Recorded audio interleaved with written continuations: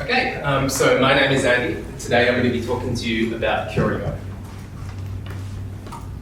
But first, let me introduce you to our team. So as I said, my name is Andy. I worked mostly DevOps on this project.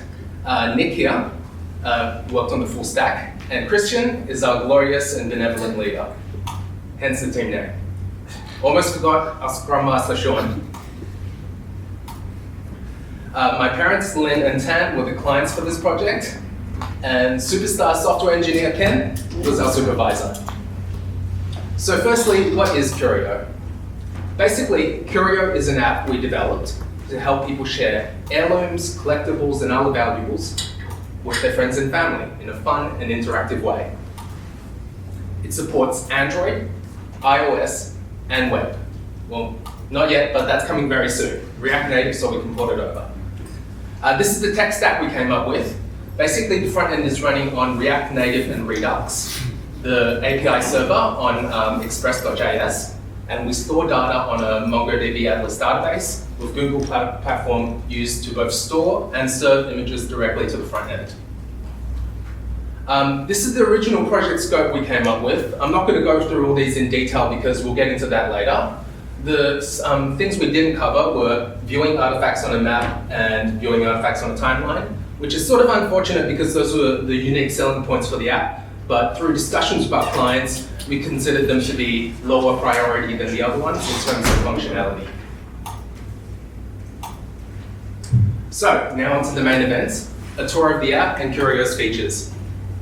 The first thing a user will see when they open the app is the registration screen. Now, rather than having it on one form, we separated it out into multiple pages. This helps for several reasons. It makes it a more interactive experience, and it gives it step-by-step validation. I know you've all filled out a form before, gone to the end, and then found out 90% of them are wrong, or even worse, they're just cleared. This helps prevent that.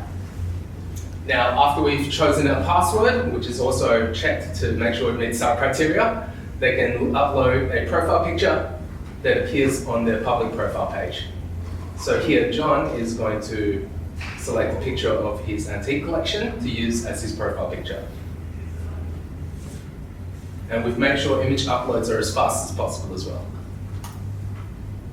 Next, John will want to post and edit artifacts.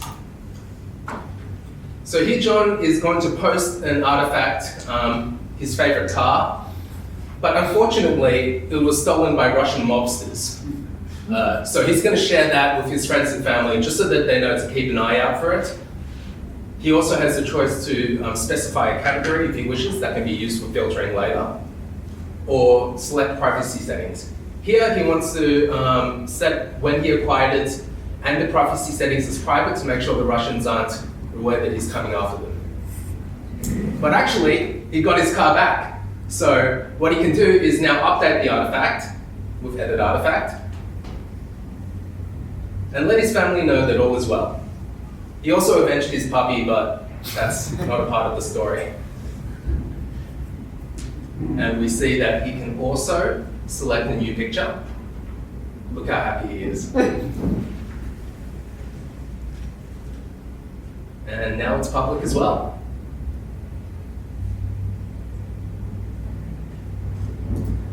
The next feature I want to call attention to is searching. Now, how do you find your friends and family when you're actually on the app? We've built in a search field which searches basically every text field, title, description, username, email, what have you.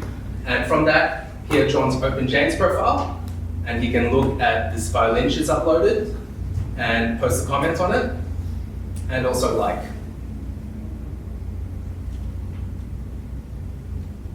Forgive these weird black lines, that's actually a recording artifact and has nothing to do with what the app actually performs like. So next, I'm going to talk about sharing artifacts in groups. Groups are a convenient way to organize artifacts by category or by family, however you want to do it, it's up to the user.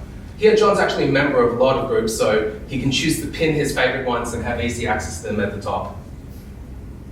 And we see the Doe Family Artifacts group where John can browse through everything his family's uploaded. Of course, he can open any of these individual artifacts and see more details about them. But in this case, John is actually also the admin of the group. So what he's going to do now is click the invite button, I'll take him to a search field where he can search for, that's me actually, but now he can actually send an invite, and then Andy can choose whether or not to accept the invite. Now you might be thinking, how is Andy going to know that he's got the invitation? That's where native notifications come in. We've utilized iOS and Android's native notifications to deliver notifications straight to the user. In this case, John's going to open his daughter Janet's profile and give her a like and a comment.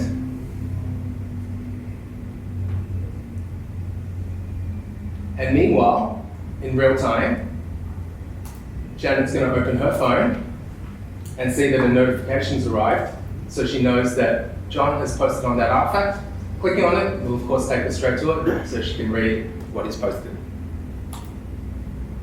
Now, aside from these main functional requirements, the team put a lot of time into thinking about non-functional requirements. I know Leon doesn't like that term, but I think it sounds more pro. Chiefly among these is performance. We use parallel API requests, image resizing before it's uploaded, and index databases to make sure that the app is as responsive as possible. Next, we also think about usability. We've tested it with our clients and other users to make sure that it's intuitive to use. You shouldn't have to read an instruction manual to know how to use an app. Another example is we use loading screens so that the user knows when or when they can't interact with the app. Lastly, the app isn't production ready, but we have put some thought into security, including using tokens for authentication and hashing and salting passwords in case the database does get leaked somehow. That's unpreventable sometimes. So, what did we learn along the way? A lot of people will tell you that they learned how to apply best coding practices, but we actually learned the opposite. We learned sometimes to meet deadlines, you have to acquire a lot of technical debt. In other words, code not as optimally as you can, and then plan to fix that later. And that's just how sometimes work in the agile process when you have delivery timelines and life cycles to meet. Next, we learned never to underestimate time requirements. I know we've all been in this situation before where we say, okay, just think about it for a minute, I can do that in a day. But especially when working with new technologies, you can't understand all the problems you come across or the complexities involved until you start implementing. Lastly, we learned to have fun. All of us invested a lot of time into this project, and it wouldn't have been possible if we didn't really enjoy what we did. So that concludes the presentation portion of this presentation. We'd now like to invite Ken and Leon to try our app out. We have a user story to run through as well. We'll come over to you. Okay. All right, now we're gonna do live demo.